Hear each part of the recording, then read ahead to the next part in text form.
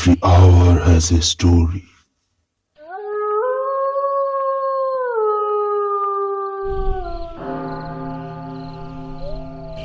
আসসালামু আলাইকুম, welcome back.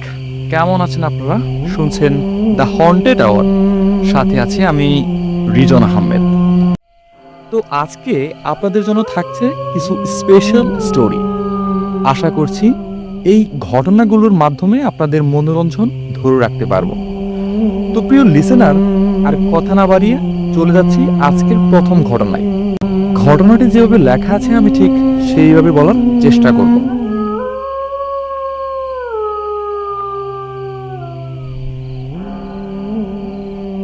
আসসালামু আলাইকুম, আমার নাম নিলয় আহমেদ। আজকে আমি আপনাদের সাথে একটি ঘটনা শেয়ার করব। এই ঘটনাটি যখন ঘটে তখন আমি ময়মনসিংহের এক মাদ্রাসায় পড়তাম। আমি যে মাদ্রাসায় পড়তাম সেই মাদ্রাসাটি ময়মনসিংহেরই একটা গ্রামের মধ্যে ছিল।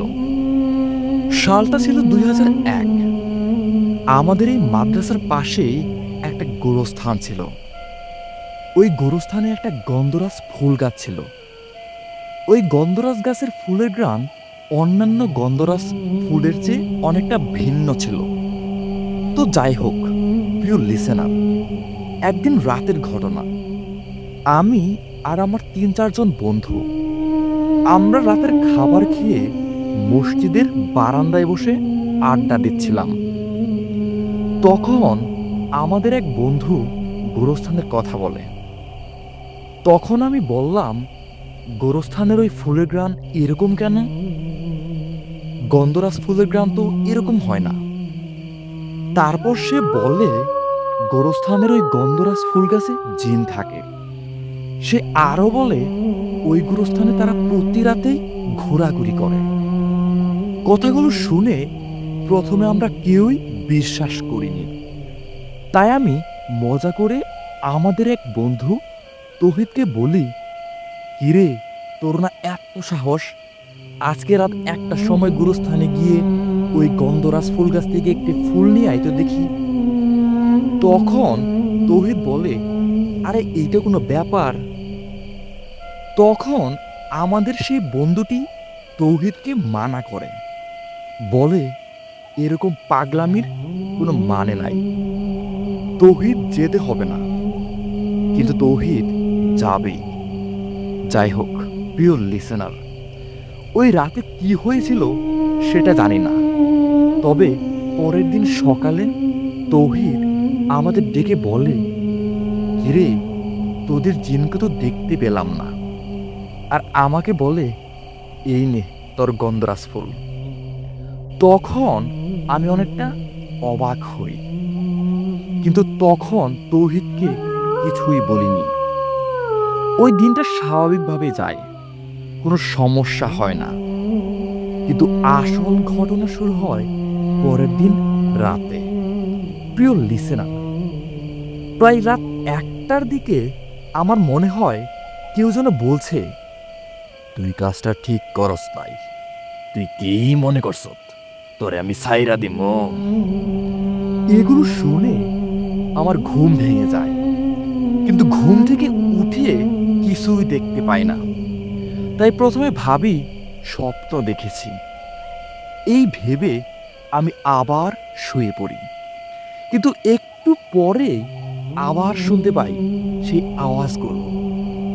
তখন আমি ভালোভাবে খেয়াল করে দেখি, তৌহিদ ভয়ানক কণ্ঠে বলছে, তোকে তো আমি শাস্তি দেবই, আর তোর সাথে তোর বন্ধুদেরও শাস্তি দেব। তখন আমি সবাইকে ডাক দিই এবং মোমবাতি জ্বালিয়ে হুজুরের কাছে গিয়ে বলি, হুজুর, তৌহিদ যেন কেমন করতেছে। আমার কথা শুনে হুজুর তৌহিদের কাছে এসে বলে, কি হয়েছে তোর, এমন করতেছিস কেন? তখন তৌহিদ ভয়ানক কণ্ঠে বলে, কাল রাতে এই ছেলেটি আমার গাছের ফুল ছিঁড়েছে। আমি এই ফুলগুলোকে খুব যত্নে রাখি, কাউকে ছিঁড়তে দেই না। আর এই ছেলেটির কত বড় সাহস, ও আমার গাছের ফুল ছিঁড়েছে। ও ওকে আমি শাস্তি দেবই।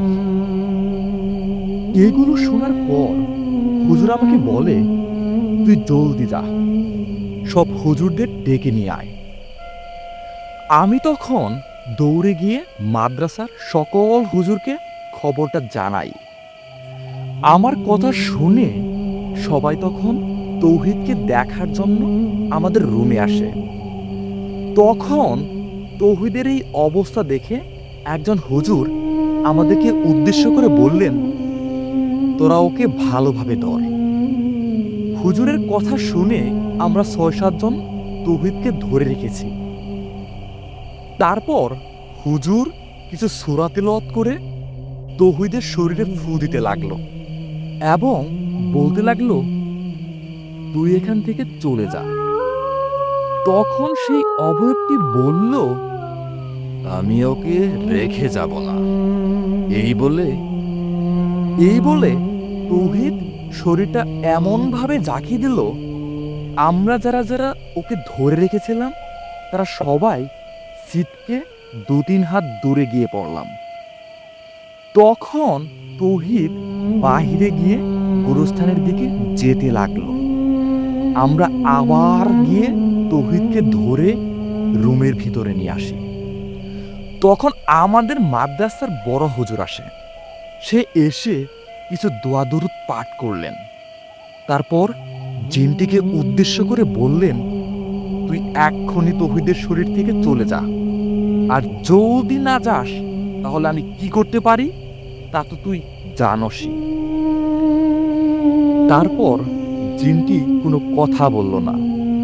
কিছুক্ষণ পর তৌহিদ মাটিতে শুয়ে পড়ল। তখন আমরা বুঝতে পারলাম জিনটি চলে গেছে। প্রিয় লিসেনার, আপনাদের একটি কথা জানিয়ে রাখা জরুরি। আমাদের মাদ্রাসার বড় হুজুর মাঝে মাঝেই জিনের সাথে কথা বলতো। ওই মাদ্রাসার অনেকে তো এটাও বলতো যে বড় হুজুরকে দেখে নাকি জিনরা ভয় পায়, জিনরা নাকি তার সব কথাই শোনে। তো যাই হোক, প্রিয় লিসেনার, পরের দিন সকালে তৌহিদের প্রচুর জ্বর আসার কারণে হুজুররা তার পরিবারের কাছে খবর দেয়। খবর পেয়ে তৌহিদের বাবা এসে ওকে বাড়িতে নিয়ে যায়। এই ঘটনার ৩ দিন পর রাত প্রায় ১২টার দিকে আমি আর আমার এক ফ্রেন্ড মসজিদে বসে কুরআন পড়তেছিলাম। তো কুরআন পড়তে পড়তে এক সময় আমার এই ফ্রেন্ডটি বলে, আজকে আর পড়বো না, চল চলে যাই। আমি তখন বললাম, আমার পড়া তো এখনই শেষ হয়নি, আমাকে আরো পড়তে হবে, তুই চাইলে চলে যেতে পারিস। তখন আমার বন্ধু বলে, তোর তো দেখি সাহস কম না রে, এই গোরস্থানের কাহিনী তুই ভুইলা গেছ তো তাড়াতাড়ি। ৩ দিন আগে যে তৌহিদের লগে কাহিনীটা হইল ওইটা ভুইলা গেছ নাকি? তখন আমি আর কিছু না বলে ওর সাথে চলে গেলাম আমাদের রুমে। প্রিয় লিসেনার, রাত প্রায় ২টার দিকে আমি ওয়াশরুমের উদ্দেশ্যে বের হয়েছি। তখন আমি দেখতে পাই গোরস্থানে একটা লোক হাঁটাহাঁটি করছে। আমি তখন ভয় পেয়েছিলাম, কিন্তু তাও মনে সাহস নিয়ে সামনে যাই এবং দেখি আমাদের বন্ধু তৌহিদ। প্রিয় লিসেনার, তৌহিদকে দেখার পর আমি অনেকটা ঘাবড়ে যাই, কেননা ৩ দিন আগে তৌহিদ বাড়িতে চলে গেছে। তো তৌহিদ এখানে থাকে কিভাবে? আমার মাথায় তখন নানান চিন্তা ভাবনা আসতে লাগলো। কি করব কিছুই বুঝতে না পেরে ওকে ডাক দিই, কিন্তু কোনো জবাব আসে না। তখন আমি আরো একটু কাছে যাই। প্রিয় লিসেনার, আমি যখনই একটু কাছাকাছি গেলাম তখন ভয়ানক কণ্ঠে একটা আওয়াজ ভেসে আসে। ভয়ানক একটা কণ্ঠে বলতে লাগলো, তোর জন্য তৌহিদ আমার গাছের ফুল ছিঁড়েছে, তোকে এত সহজে ছাড়বো না, তোর শাস্তি হবে ভয়াবহ। এগুলো বলার পর সেই অবয়বটি উধাও হয়ে যায়। ওই রাতে আমি অনেক ভয় পেয়েছিলাম, কিন্তু আমি ওই রাতের ঘটনা কাউকে জানাইনি। তার পরের দিন সন্ধ্যায় সবাই রুমে বসে পড়তেছে, তখন আমি অজু করার জন্য বাইরে যাই। বাইরে তখন আমি ছাড়া কেউ ছিল না। আমি কিছুটা ভয় পাই। আমি বারবার গোরস্থানের দিকে তাকাচ্ছিলাম। হঠাৎ আমি আবার একটা আওয়াজ শুনতে পাই, ভয়ানক একটা আওয়াজ। সেই আওয়াজে ভেসে আসলো, নিলয়, এই নিলয়, এদিকে আয়। তখন আমি গোরস্থানের দিকে তাকাতেই দেখতে পাই ভয়ানক একটা চেহারা, যার সারা শরীর আগুনে জ্বল করছিল, মুখ দিয়ে আগুন বের হচ্ছিল। এই দৃশ্য দেখে আমি একটা চিৎকার দিয়ে ওখানে অজ্ঞান হয়ে যাই। কিছুক্ষণ পর আমার জ্ঞান ফিরলে আমি দেখতে পাই আমি মাদ্রাসার ভেতরে শুয়ে আছি।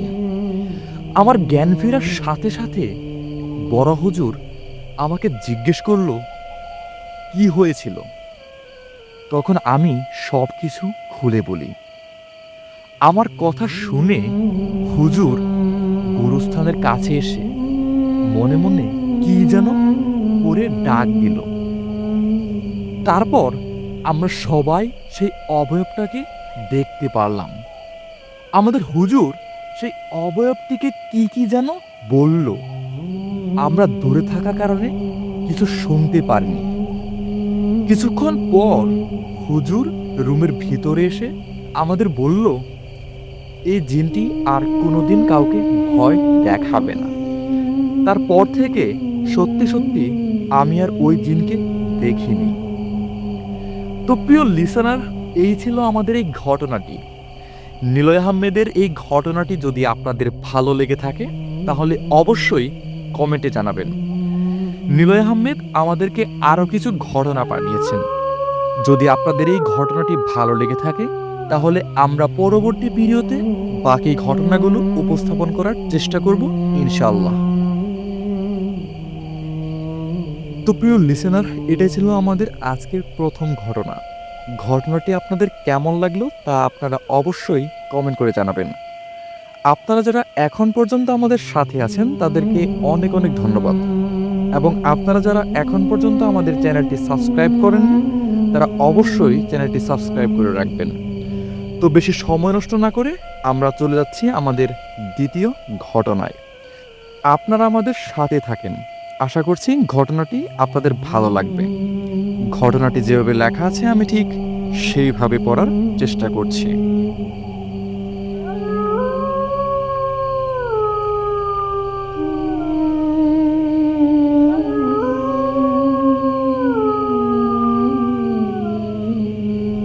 আমার নাম ফারুক। ছোটবেলা থেকেই আমি একটু অন্যরকম ছিলাম, ভয় পেতাম না খুব একটা। তবে জীবনে এমন একটা ঘটনা ঘটেছিল যা আমার পুরো বিশ্বাস আর জীবনটাই পাল্টে দিয়েছে। ঘটনাটা 2007 সালের দিকে। তখন আমি বিশ্ববিদ্যালয়ে পড়ি। গ্রামে গিয়েছিলাম শীতের ছুটিতে। আমাদের গ্রামটা বেশ পুরনো, কাঁচা রাস্তা, মাটির ঘর, চারপাশে বাঁশঝাড় আর বড় বড় বটগাছ। তবে একটা জিনিস নিয়ে সবাই ফিসফাস করত, গ্রামের পুরনো মাদ্রাসাটা। মাদ্রাসাটা প্রায় 100 বছরের পুরনো। একসময় নাকি খুব নাম করা ছিল, কিন্তু হঠাৎ করেই এক রাতে সব বদলে যায়। সে রাতে কি হয়েছিল তা নিয়ে গ্রামে নানা গল্প চালু ছিল। কেউ বলতো ওখানে জিনের আসর বসেছিল, কেউ বলতো গভীর রাতে অদ্ভুত কান্নার শব্দ শোনা যেত। ধীরে ধীরে ছাত্ররা কমতে থাকে। একসময় পুরো মাদ্রাসাটাই বন্ধ হয়ে যায়। এখন সেটা শুধু একটা ধ্বংসস্তূপ, যেখানে সন্ধ্যার পর কেউ যায় না। আমার কৌতূহল হলো সত্যিটা কি। বড়দের মুখে এত গল্প শুনেছি, কিন্তু কেউই আসল ঘটনাটা বলতে চায় না। তাই ঠিক করলাম আমি আর আমার দুই বন্ধু রাশেদ আর কামাল এক রাতে মাদ্রাসায় গিয়ে পুরো ব্যাপারটা নিজের চোখে দেখব। আমাদের পরিকল্পনা ছিল একদম সহজ। রাত 12টার সময় মাদ্রাসার ভেতরে ঢুকব, পুরো রাত কাটাবো, আর সকাল হলে বাড়ি ফিরে আসবো। শুনতে সহজ লাগলেও গ্রামের লোকজন যখন শুনল, তারা আমাদের সাবধান করলো। কুদ্দুস কাকা, যিনি অনেক বছর আগে মাদ্রাসার দারোয়ান ছিলেন, একরকম ধমকের সুরে বললেন, তোরা যদি জীবন বাঁচাতে চাস তাহলে ওইখানে যাবি না। যারা গেছিল তারা কেউই স্বাভাবিক থাকে নাই।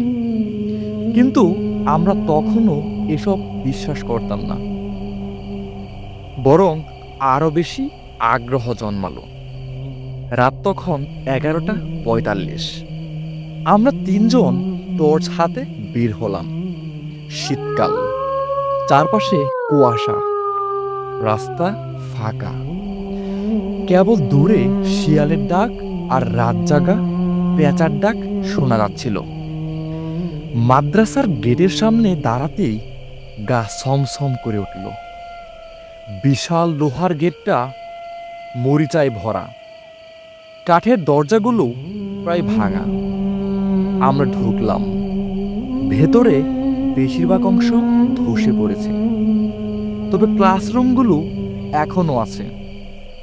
একটা জায়গায় আমাদের চোখ আটকে গেল, হোস্টেল বিল্ডিং। শুনেছি বেশিরভাগ ভয়ঙ্কর ঘটনা নাকি এখানেই ঘটত। আমরা আস্তে আস্তে হোস্টেলের দিকে এগোতে লাগলাম। দরজায় হাত দিতেই মনে হলো কেউ যেন ভেতর থেকে ধাক্কা মারল। রাশেদ ঘাবড়ে গিয়ে বলল, দোস্ত চল ফিরে যাই। কামাল বলল, আরে ধুর, এগুলো আমাদের ভয় দেখানোর জন্য হতে পারে। আমি সাহস করে দরজাটা ধাক্কা দিলাম। সঙ্গে সঙ্গে ভেতর থেকে একটা কোল্ড বাতাস বেরিয়ে এলো, যেন অনেকদিন আটকে থাকা দম বেরিয়ে গেল। ভেতরে ঢুকে টর্চ মারলাম। দেয়ালে কুরআনের আয়াত লেখা, কিন্তু তার মধ্যে লালচে দাগ, শুকিয়ে যাওয়া রক্তের দাগের মতো। আমাদের গলা শুকিয়ে গেল। ঠিক তখনই একটা শব্দ শুনতে পেলাম, একটা শিশুর কান্নার মতো। শিশুর কান্নার শব্দটা আসছিল মাদ্রাসার পুরনো হোস্টেল বিল্ডিংয়ের ভেতর থেকে। এত রাতে, এত বছরের পুরনো একটা পরিত্যক্ত জায়গায় শিশুর কান্না শুনেই গায়ের রক্ত ঠান্ডা হয়ে গেল। রাশেদ ফিসফিস করে বলল, দোস্ত তুইও শুনলি? কেউ বাচ্চা ফেলে গেছে নাকি? আমি আর কামাল একে অন্যের দিকে তাকালাম। আমাদের বিশ্বাসই হচ্ছিল না। কামাল জোর করে হাসার চেষ্টা করলো, কিন্তু মুখটা কেমন জড়সড় হয়ে গেল। এটা আমাদের ভয় দেখানোর জন্য হতে পারে, বাতাসের আওয়াজও তো মনে হতে পারে। আমি নিজেকেই আশ্বস্ত করার চেষ্টা করলাম, কিন্তু তখনই একটা ঘটনা ঘটল যা আমাদের বিশ্বাসের সব দেয়াল ভেঙে দিল। আমরা তিনজন দাঁড়িয়ে আছি দরজার সামনে। কান্নার আওয়াজ আসছে ভেতর থেকে। এমন সময় দরজার ফাঁক দিয়ে একটা ছোট হাত বেরিয়ে এলো। হ্যাঁ, একেবারে ছোট্ট একটা শিশুর হাত। কুকড়ে যাওয়া আঙুল, কালচে নখ। আমি আর রাশেদ পেছনে হটে গেলাম। কামাল হতভম্ব হয়ে দরজার দিকে তাকিয়ে রইল। ঠিক তখনই দরজাটা বিকট শব্দে খুলে গেল। আমরা টর্চের আলো ফেলতেই দেখি কেউ নেই, শুধু একটা ছোট্ট কাঠের চেয়ার উল্টে পড়ে আছে, আর মেঝেতে গাঢ় লাল দাগ, যা রক্তের মতো দেখতে। আমার পা যেন জমে গেল। কামাল ফিসফিস করে বলল, চল পালাই, চল পালাই ফারুক, এটা ভালো কিছু না। কিন্তু রাশেদ যেটা করার কথা কল্পনাও করিনি সেটা করল। সে সামনে এগিয়ে গিয়ে মেঝের লাল দাগটা স্পর্শ করল। সঙ্গে সঙ্গে তার শরীর কাঁপতে লাগলো। সে উল্টে পড়ে গেল মাটিতে। আমরা দৌড় দিয়ে তাকে ধরলাম। সে ধীরে ধীরে উঠে বসল, কিন্তু তার চোখের দৃষ্টি, ওর চোখ দুটো যেন ফাঁকা হয়ে গেছে, যেন ও কিছু দেখছে যা আমরা দেখতে পাচ্ছি না। আমি ওর কাঁধে হাত দিয়ে জিজ্ঞেস করলাম, রাশেদ, তুই ঠিক আছিস? ওর ঠোঁট কাঁপছিল। তারপর একটা ফিসফিসে গলায় বলল, ওরা এখানেই আছে।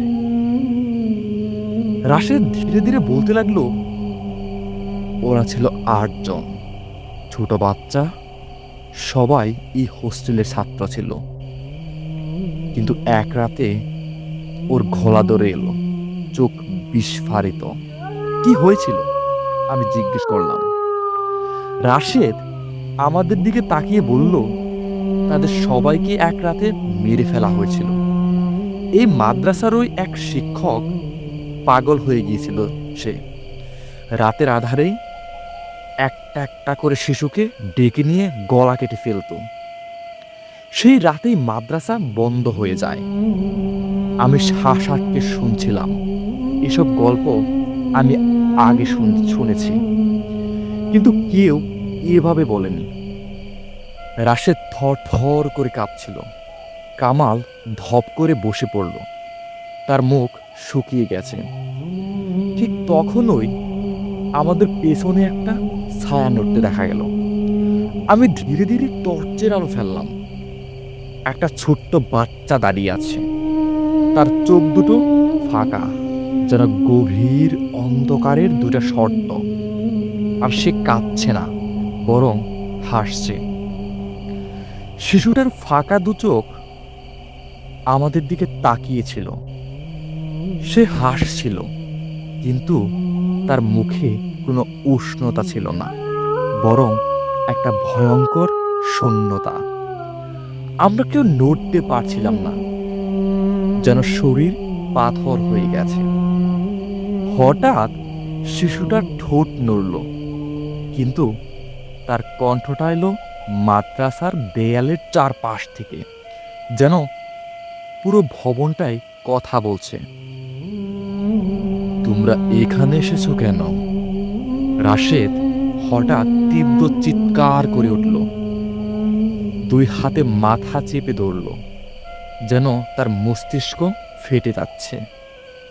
কামাল আর আমি দৌড়ে ওকে ধরলাম, কিন্তু ও ধপ করে পড়ে গেল মাটিতে।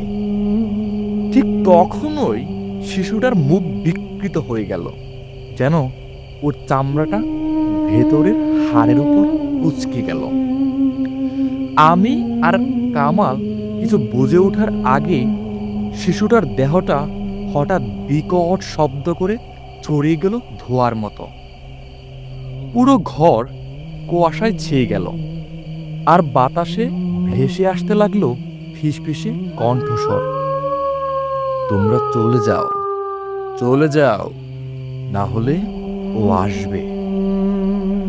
আমরা দৌড়ে বের হওয়ার চেষ্টা করলাম, কিন্তু দরজাটা নিজে থেকেই বন্ধ হয়ে গেল। কামাল দরজা ধাক্কাতে লাগলো, কিন্তু সেটা 1 ইঞ্চিও নড়ল না। ফারুক, আমাদের এখান থেকে বের হতে হবে। কামালের গলা কাঁপছিল। আমি কিছু বলার আগেই অনুভব করলাম আমার গায়ের লোম দাঁড়িয়ে গেছে। মনে হচ্ছিল কেউ বা কিছু আমাদের চারপাশে হাঁটছে। রাশেদ এখনো অচেতন পড়ে আছে। হঠাৎ সে কাঁপতে কাঁপতে উঠে বসল, কিন্তু আমরা যা দেখলাম সেটা আমাদের আত্মাটাকে পর্যন্ত কাঁপিয়ে দিল। ওর চোখ দুটো সম্পূর্ণ কালো হয়ে গেছে। ওর ঠোঁট থেকে আস্তে আস্তে শব্দ বের হলো, কিন্তু সেটা রাশেদের কণ্ঠস্বর ছিল না। সেটা ছিল একটা গভীর কর্কশ বিকৃত কণ্ঠ। তোমরা চলে যাও, এটা আমাদের জায়গা, ও আসছে। ও কে? আমি কাপা গলায় প্রশ্ন করলাম।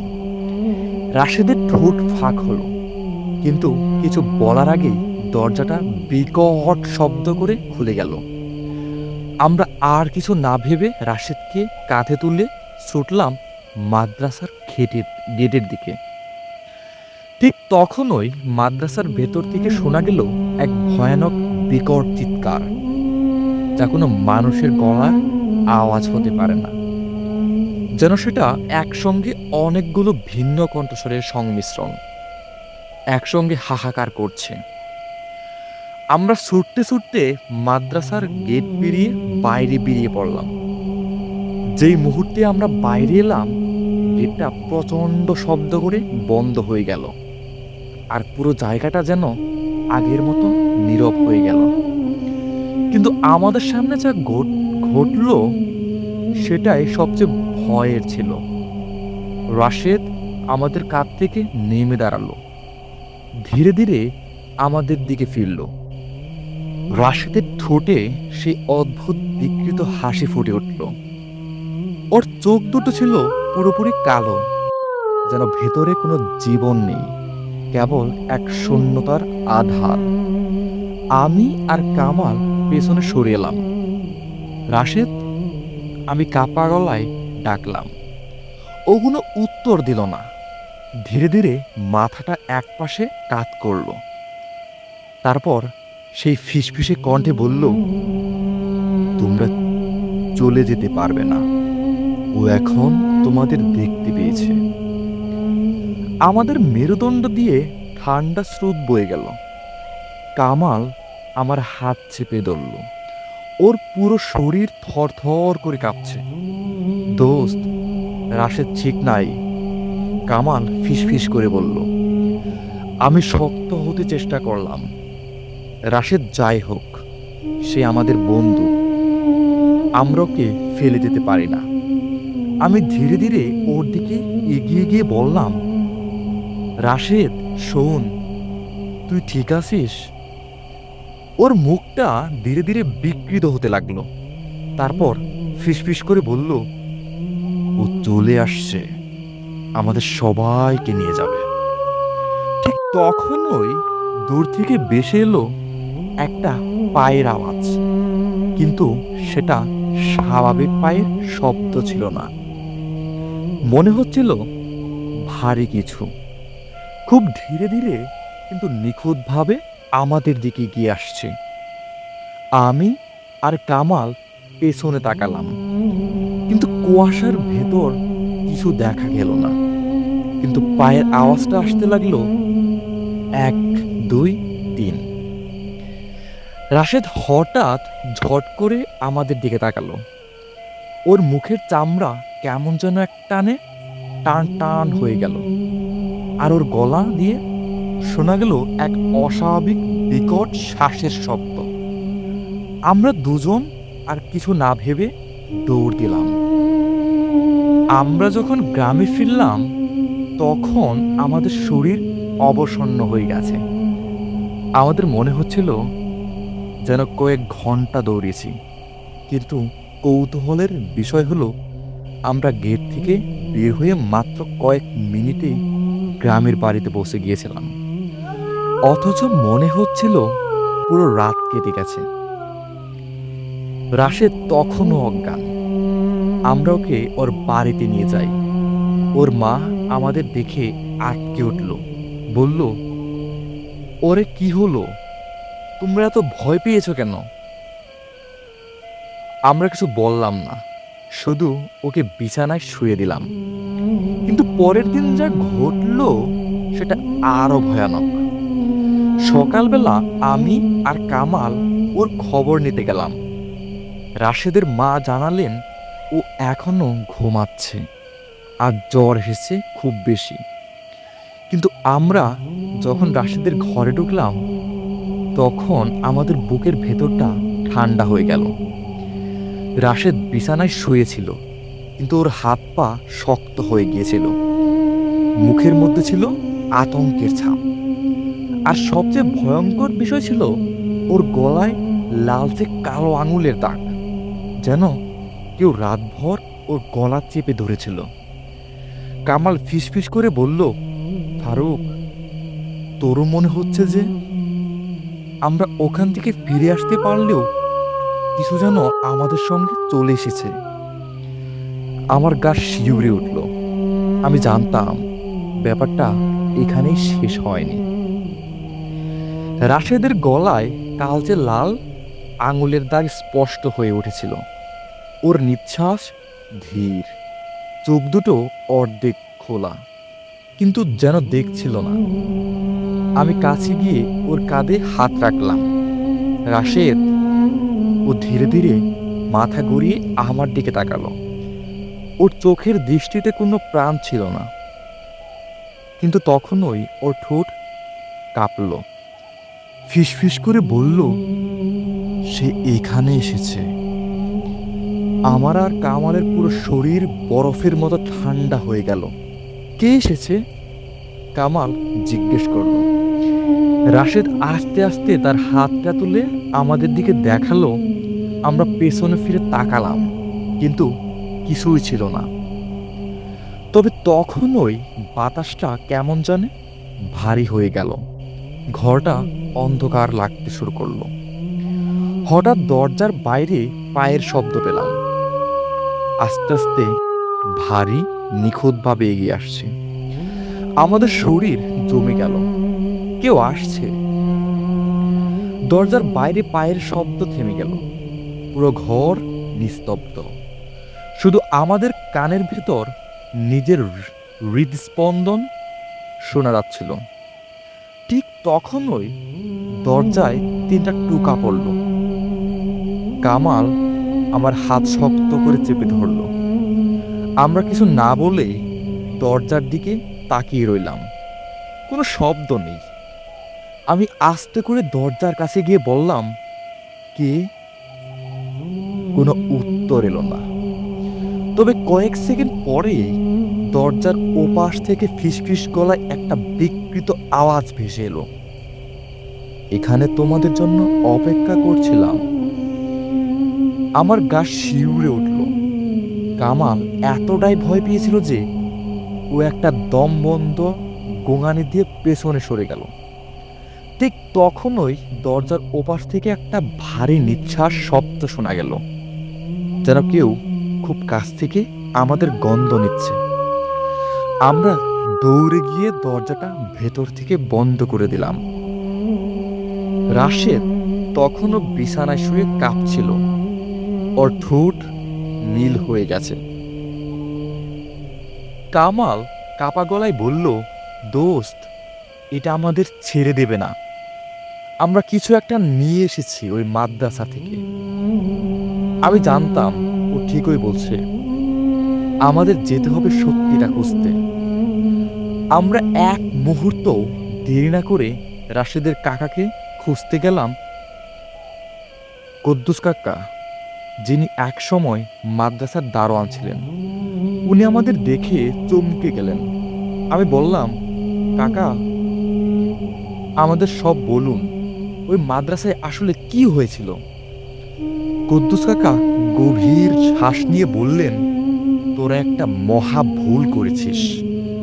ওই জায়গায় যা আছে সেটা মৃত নয়।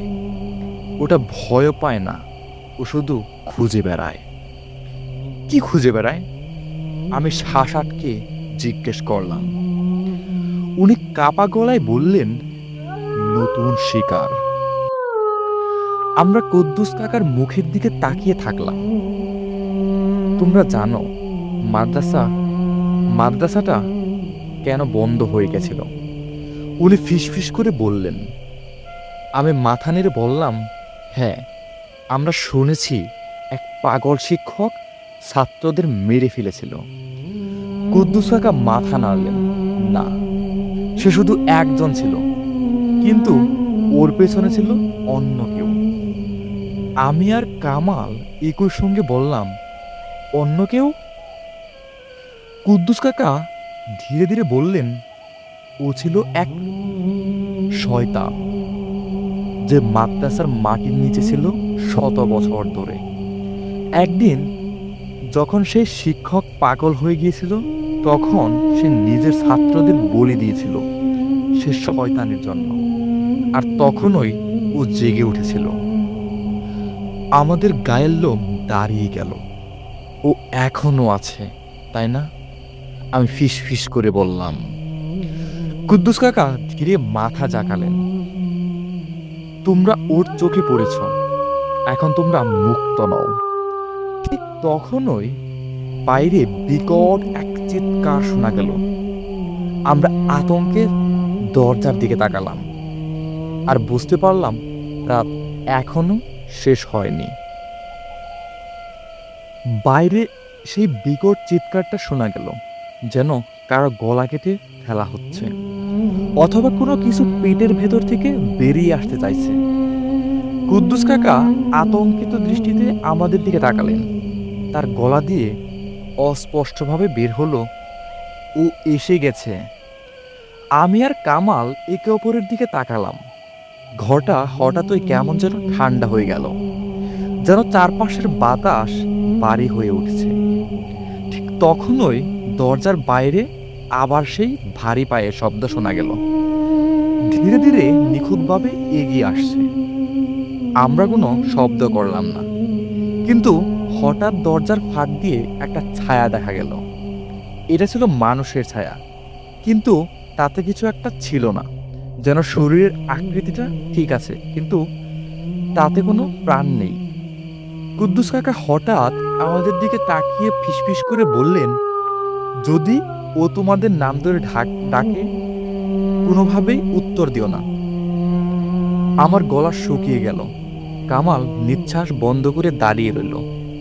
দরজার ওপাশ থেকে শোনা গেল এক বিকৃত ফিসফিসের কণ্ঠস্বর, ফারুক। আমার পুরো শরীর জমে গেল। কামাল। আমরা নিঃশ্বাস নিচ্ছিলাম না। কুদ্দুস কাকা কাপা কাপা গলায় ফিসফিস করে বললেন, ও এখন তোমাদের চিনে ফেলেছে। এখন তোমরা যেখানে যাও ও পিছু নেবে। ঠিক তখনই দরজার ধাক্কা পড়ল। আমরা দৌড়ে জানালার দিকে এগোলাম, কিন্তু জানালার বাইরে তাকিয়ে আতঙ্কে জমে গেলাম। অন্ধকারের ভেতর মাদ্রাসার দিক থেকে অসংখ্য ছায়া এগিয়ে আসছে। তারা সবাই ছোট ছোট শিশু। তাদের চোখ দুটো ফাঁকা, আর মুখে অদ্ভুত এক নিষ্প্রাণ হাসি। কামাল দৌড়ে দরজার দিকে ছুটল, কিন্তু কুদ্দুস কাকা ওকে ঝাপটে ধরে বললেন, না, দরজা খুলবি না। যদি দরজা খুলিস ও ঢুকে আসবে। কিন্তু তখনও একটা পা শিউরে ওঠার মতো বিষয় ঘটল।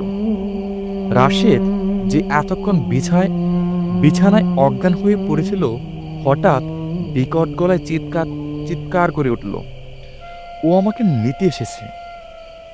আমরা চমকে ওর দিকে তাকালাম। ওর চোখ পুরোপুরি কালো হয়ে গেছে, আর মুখের চামড়া যেন একটানে কুঁচকে গেছে। ও বিছানা থেকে উঠে দাঁড়ানোর চেষ্টা করলো, কিন্তু ঠিক তখনই কুদ্দুস কাকা পকেট থেকে একটা ছোট কাচের শিশি বের করে রাশেদের গায়ে ছিটিয়ে দিলেন। সঙ্গে সঙ্গে একটা বিকট চিৎকার পুরো ঘর কেঁপে উঠল, যেন রাশেদের শরীরের ভেতর থেকে অন্য কেউ বেরিয়ে আসতে চাইছে। রাশেদ ধপ করে পড়ে গেল মাটিতে। কুদ্দুস কাকা শ্বাস নিতে নিতে বললেন, ওকে এখনই এখান থেকে বের করতে হবে, না হলে ওরা ওকে নিয়ে যাবে। আমরা দেরি করলাম না। রাশেদকে কাঁধে তুলে দরজা খুলতে দেখলাম বাইরে চারদিকে কুয়াশায় ভরে গেছে। কিন্তু মাদ্রাসার দিক থেকে আসা শিশুগুলো এখন আমাদের ঘরের খুব কাছে পৌঁছে গেছে। তারা সবাই একসঙ্গে মুখ খুলল, আর তাদের কালো ফাঁকা মুখের ভেতর থেকে বেরিয়ে এলো একই আওয়াজ, ফিরে চলো, আমাদের কাছে ফিরে চলো।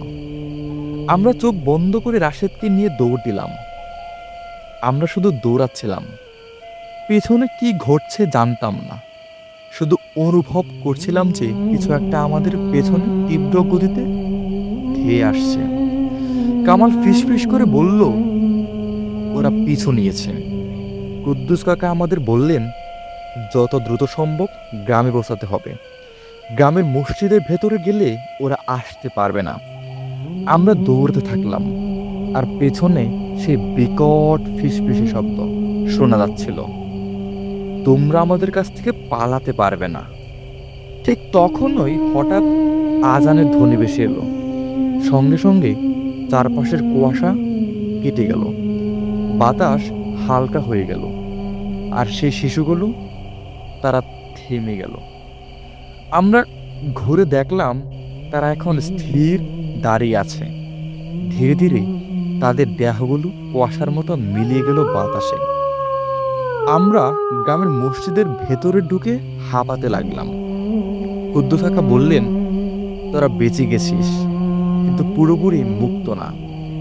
আমি আতঙ্কিত গলায় বললাম, এর মানে কি? কুদ্দুস কাকা ধীরে বললেন, ওরা এখন জানে তোরা ওদের অস্তিত্ব টের পেয়েছিস, তোরা ওদের ডেকে তুলেছিস। এখন ওরা তোদের স্বপ্নে আসবে, তোদের দুঃস্বপ্নের ভেতরে। আমার আর কামালের গা শিউরে উঠল। তাহলে কি আমরা সত্যিই কখনো মুক্তি পাবো না? হয়তো এই দুঃস্বপ্ন আমাদের সারা জীবন তাড়া করে বেড়াবে। প্রিয় লিসেনার, এটা ছিল আমাদের এই ঘটনাটা। তো প্রিয় লিসেনার, এটাই ছিল আমাদের আজকের শেষ ঘটনা। শেষ পর্যন্ত আমাদের সাথে থাকার জন্য আপনাদের অসংখ্য ধন্যবাদ। আমাদের চ্যানেলের নিত্য নতুন ঘটনা শুনতে অবশ্যই চ্যানেলটি সাবস্ক্রাইব করে রাখবেন। প্রিয় লিসেনার, আজকের জন্য এখান থেকেই বিদায় নিচ্ছি। দেখা হচ্ছে নতুন এক এপিসোডে, নতুন কোনো এক ঘটনা নিয়ে। সে পর্যন্ত আপনারা আমাদের পাশে থাকুন, সুস্থ থাকুন, আর শুনতে থাকুন দ্য হন্টেড আওয়ার। সবাইকে অসংখ্য ধন্যবাদ। আসসালামু আলাইকুম।